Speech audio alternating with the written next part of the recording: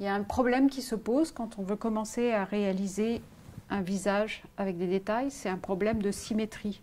On a beaucoup de mal à se placer dans l'espace et à repérer les points dans l'espace. Donc moi j'installe des petits pics comme ça, qui sont des pics saucisses. Et je les installe comme ça, le long du visage, pour garder la symétrie.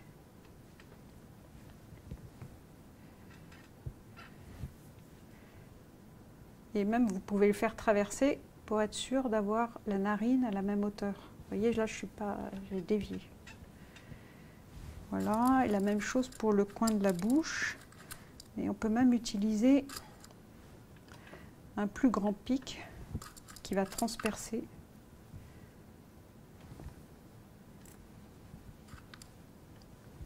Je vais utiliser un grand pic, une brochette. Comme ça, elle va transpercer et je serai sûre d'être symétrique pour ma commissure des lèvres.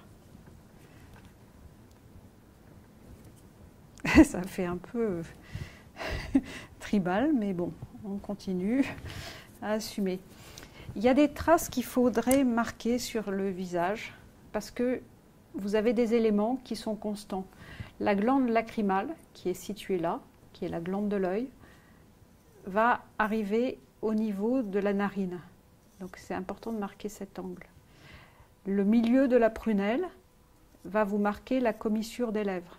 L'angle de la commissure des lèvres est situé là. Donc on marque.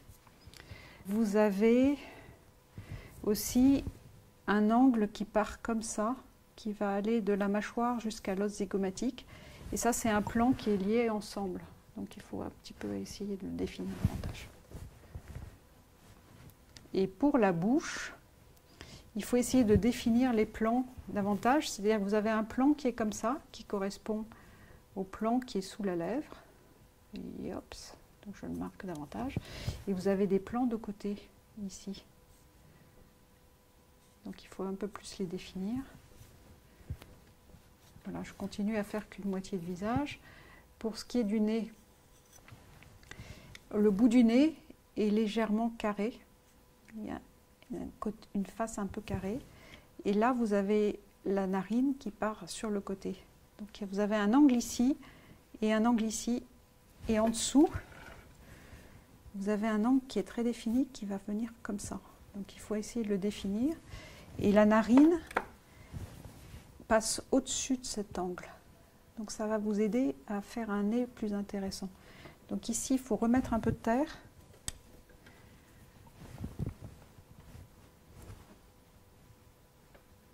Vous voyez de profil ce que ça fait?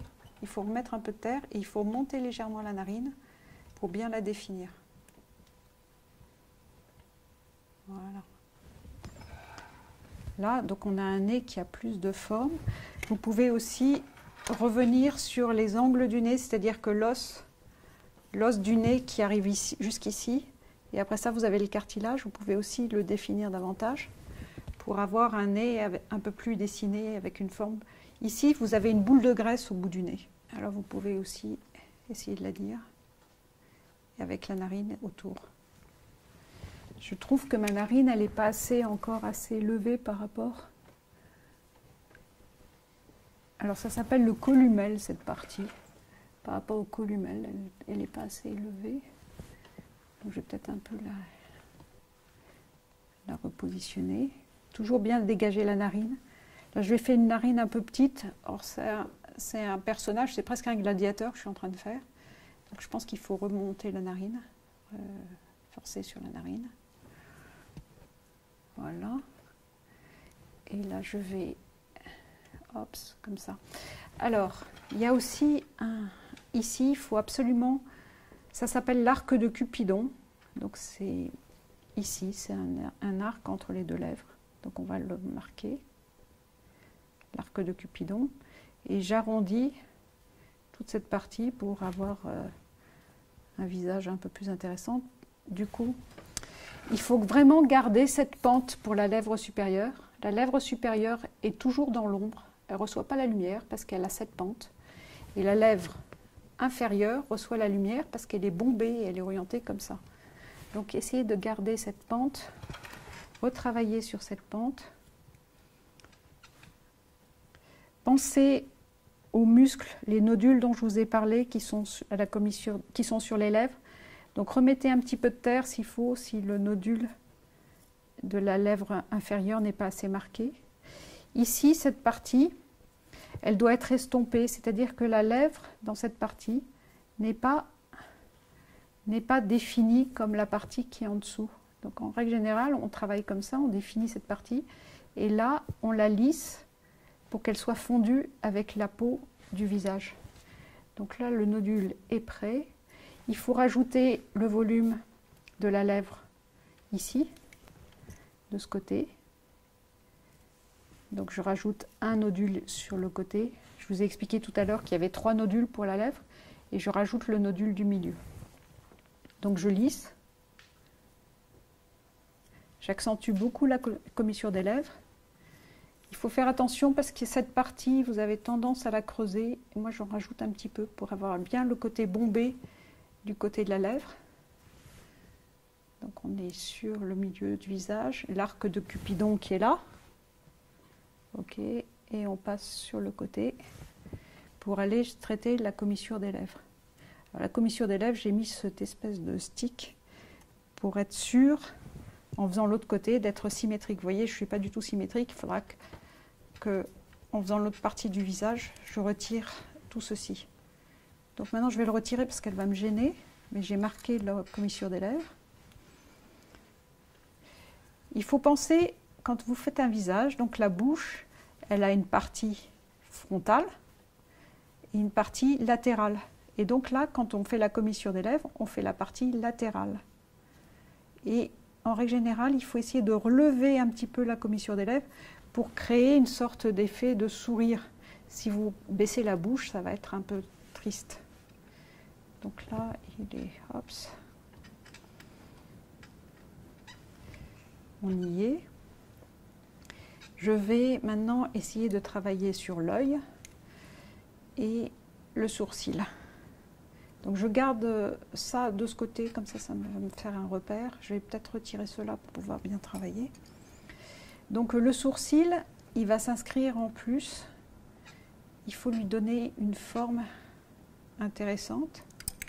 Donc là, ça va être un homme qui va se poser, qui va sourire légèrement. Donc je vais lui monter le sourcil un petit peu comme ça. Et puis ça va épouser le côté. Voilà. Le sourcil tourne. En fait, le sourcil tourne à l'endroit du lobe temporal. Votre sourcil prend une marque comme ça. Ça correspond à cet endroit par rapport au lobe temporal. C'est un indice assez intéressant, c'est-à-dire quand vous dessinez un sourcil, vous savez que la partie qui tourne correspond au lobe temporal. Le dessin du sourcil est très particulier. Les poils du sourcil partent comme ça. Ah oui, ils partent comme ça. Et ils vont aller en se couchant le long du sourcil. Voilà, ça serait un dessin de sourcil. Et il faut penser à une chose, ça fait partie des critères de beauté. Et là, vous avez ce qui s'appelle la glabelle. Et il faut essayer de dégager au maximum ce triangle. Voilà, ça c'est un triangle qui s'appelle la glabelle. De glabre. Glabre, ça veut dire sans poil, ça veut dire lisse. Et donc, cette partie doit être dégagée, ce qui donne une forme ici, un peu rectangulaire, un petit peu carré. Donc, il faut en retirer à cet endroit pour avoir le coin de l'œil un peu carré. Voilà. Le départ du nez part de façon un peu en angle ici.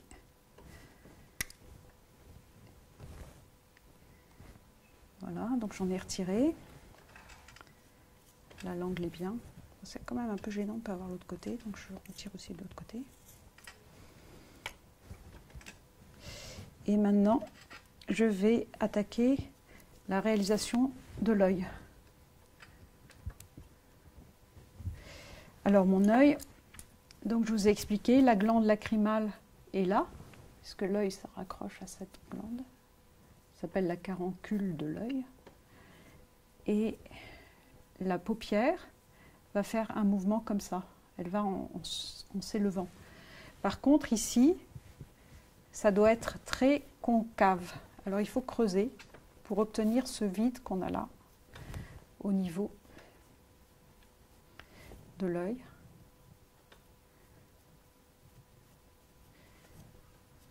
Là, c'est assez creusé. Et puis, il faut aussi regarder son modèle de profil, parce que l'œil, il est enfoncé dans cette partie. Donc, il faut aussi un petit peu enfoncer. L'œil, il est inscrit dans cette partie, il s'inscrit ici et il va vers l'extérieur. Donc maintenant, on va essayer de terminer l'œil. Donc j'ai la partie concave, j'ai la glabelle, je la voudrais un peu plus carrée.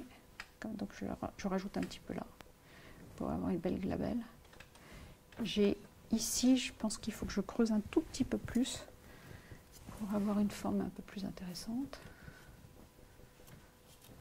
Voilà, j'ai le plan du nez, j'ai l'arrivée de la narine. Et donc, je sais que la narine va me donner le départ de la glande lacrymale. Donc, mon départ d'œil, il est vraiment situé là. Maintenant, il n'est pas assez bombé ici, donc je dois rajouter un peu de terre ici pour retrouver le bombé de l'œil. Et alors là, c'est là qu'une forme comme ça est très pratique, mais bon, on peut y arriver avec le doigt ou on peut y arriver aussi avec un couteau. Et donc, comme je sais que la paupière ne va pas être à la même hauteur que ceci, que la glande lacrymale, je rajoute ici.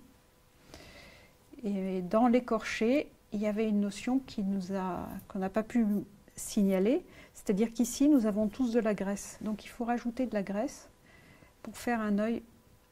Donc, c'est à peu près ça de graisse que vous allez lisser pour obtenir un œil.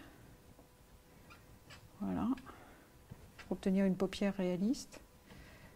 Vous vérifiez toujours de profil que votre œil garde bien cet aspect bombé. Ça, c'est très important. Voilà. Donc, l'os zygomatique est là. La joue, le nez, ça va à peu près. J'ai encore envie de retirer pour la narine. Voilà.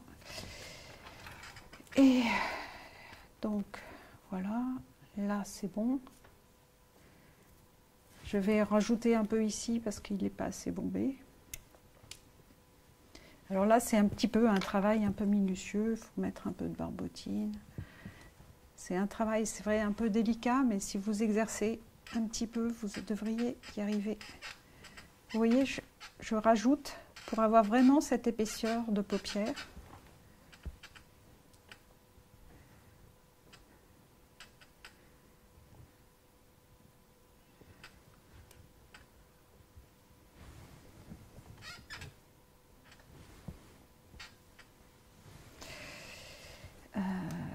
Je suis obligée d'en remettre un petit peu à l'intérieur.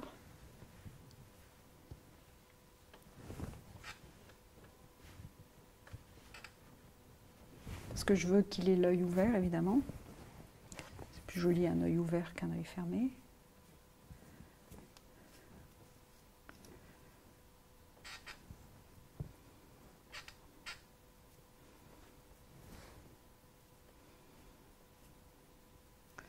Maintenant, j'essaye de dire la paupière inférieure.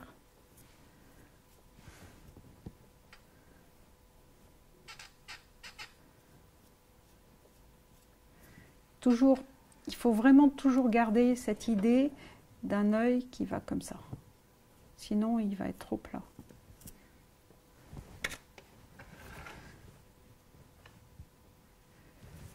Et donc...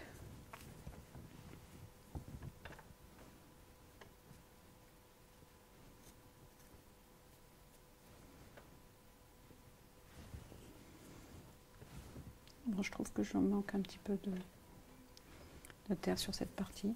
Je vous avoue que réaliser un œil, c'est de loin la partie la plus dure d'un visage. Et c'est dur parce que il faut vous dire que 90% de l'expression du visage est faite grâce à l'œil. Donc, il faut vraiment apprendre à faire les yeux correctement. Donc, j'essaye vraiment d'inscrire l'œil dans une sphère. s'il faut retirer un petit peu ici, voilà. Il faut vraiment que l'œil soit inscrit dans une sphère, qu'on comprenne que la glande lacrymale est située en dessous, que là il y a une concavité et que cette partie est convexe, que l'œil s'inscrit comme ça, il s'inscrit comme ça. Maintenant, comment dire la prunelle? Alors ça, c'est toute une aventure. Si vous voulez dire un œil qui est clair, vous tracez juste l'œil comme ça. Vous savez que la prunelle, elle est coupée en haut et en bas par la paupière, en règle générale. Donc, vous installez l'œil comme ça et vous devez rester en surface si c'est un œil clair, c'est-à-dire un œil bleu, par exemple. Et si vous voulez expliquer un œil qui est foncé, à ce moment-là, vous allez creuser.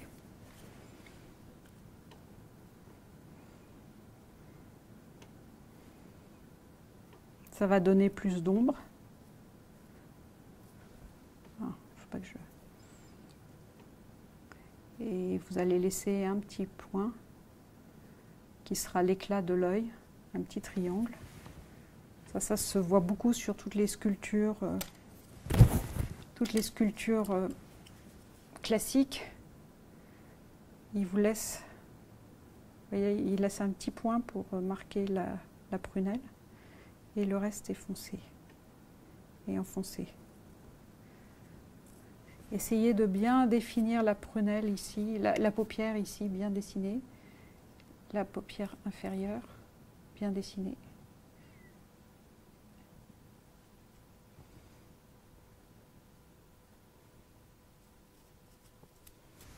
Je trouve que là c'est quand même un peu trop concave, je vais rajouter un tout petit peu de terre là.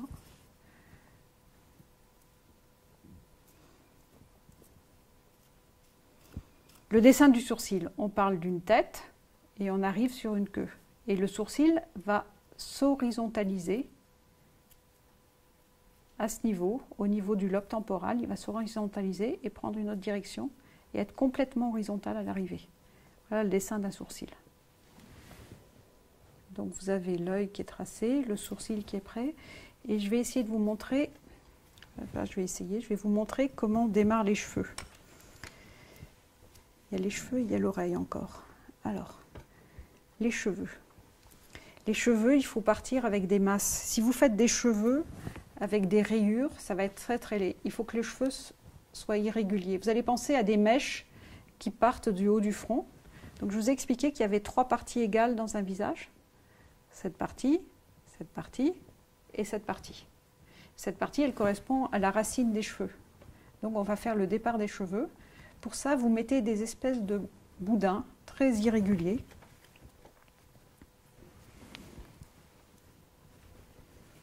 Donc, vous savez bien qu'on a des cheveux sur la tempe. Donc, on va partir sur la tempe. Et puis, à l'arrière du crâne. Alors, je ne sais pas, on peut imaginer qu'il a les cheveux un peu relevés et qui vont retomber comme ça. Ça va lui donner un mouvement plus intéressant. Vous voyez, je mets des boudins, un travail un peu irrégulier. Il ne faut pas oublier non plus de mettre de la barbotine chaque fois que vous placez un paquet de terre, sinon elle ne va pas tenir. Donc il faut mettre sa barbotine comme ça. Et puis après ça, vous allez utiliser des instruments pour donner la forme du cheveu. Il faut rester le plus irrégulier possible. Si vous faites des cheveux comme ça va être immonde. Régulier, machin. C'est immonde. Il faut imaginer une boucle. Vous allez suivre une boucle avec votre couteau d'un bout à l'autre, par exemple. Et vous allez définir plus un cheveu, un mouvement, et le reste va être flou. Voilà, je fais le reste flou. Là, vous pouvez définir un mouvement et le reste flou. Alors, évidemment, les cheveux, c'est intéressant quand ça s'échappe un peu du personnage. Ça donne du volume, donc il ne faut pas hésiter à exagérer un peu la quantité de cheveux, c'est plus intéressant. Et vous voyez, je travaille avec des hachures très très irrégulières. Et après ça, vous prenez votre pinceau comme ça, et vous prenez votre pinceau comme ça, et vous redonnez des petits coups pour expliquer le mouvement des cheveux. D'ailleurs, vous pouvez aussi un peu passer sur le visage parce que ça va donner une petite matière intéressante au visage. On va finir sur l'oreille. Alors, l'oreille, il faut que je la travaille davantage. Donc, c'est pas mal ça, de profil. L'oreille, je dois la remonter un peu parce que la forme ici, elle n'est pas très jolie. Il faut vraiment penser. Il y a 3 parties dans l'oreille importantes. Donc, il y a le tragus, qui est le trou qui va arriver ici, au niveau de la narine, et qui sert donc de référence en dessin et en sculpture. Voilà. Et ce trou correspond à la moitié du crâne. C'est-à-dire que quand vous avez placé le tragus, vous avez la moitié du crâne dans cette longueur. Et donc, il faut placer le tragus, placer le lobe de l'oreille. Et alors, cette forme s'appelle l'hélix. Il faut essayer de la tracer et lui donner une forme intéressante. Il faut que la conque c'est la partie qui est derrière, soit bien définie. C'est vraiment une forme arrondie, comme une conque, ça porte bien son nom. Voilà. Cette partie, elle est fine. Voilà la conque. Et cette partie, elle est décrochée par rapport au visage. Le lobe de l'oreille. Le lobe de l'oreille, il est détaché. Alors, il y a plein de formes d'oreilles très différentes. Ce qui est très important, c'est de garder cet axe qui est toujours en pente. Ne faites pas une oreille comme ça, c'est vraiment, enfin, c'est pas juste, quoi, comme dessin. Donc là, je reprécise mon tragus. J'ai précisé l'hélix et je vais essayer de préciser l'antélix qui est la partie intérieure de l'oreille. Donc ça ferait une forme comme ça. Vous remettez des cheveux par-dessus, parce qu'on a rarement les oreilles complètement dégagées.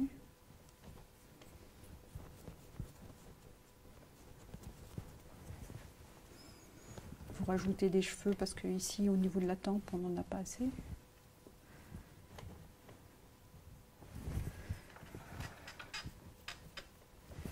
Moi, j'aime bien, pour la partie des cheveux, commencer au couteau.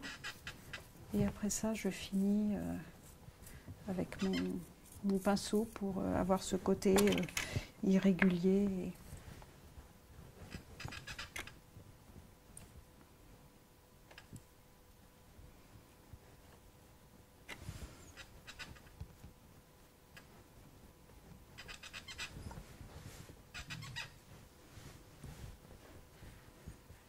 Et voilà, je pense que là, on a un travail en relief, en volume, avec des matières intéressantes. Et vous pouvez vous amuser à finir. Donc là, le travail sur la moitié de ce visage est terminé. Puisque vous avez bien suivi la structure est conservée. On voit bien l'os zygomatique, on voit bien l'os temporal. La forme de l'œil a bien cet arrondi caractéristique. Voilà. Le nez est en place, la narine aussi. Puis de toute façon, vous pouvez toujours retravailler, c'est de la terre, heureusement. On peut toujours retravailler son volume. Voilà.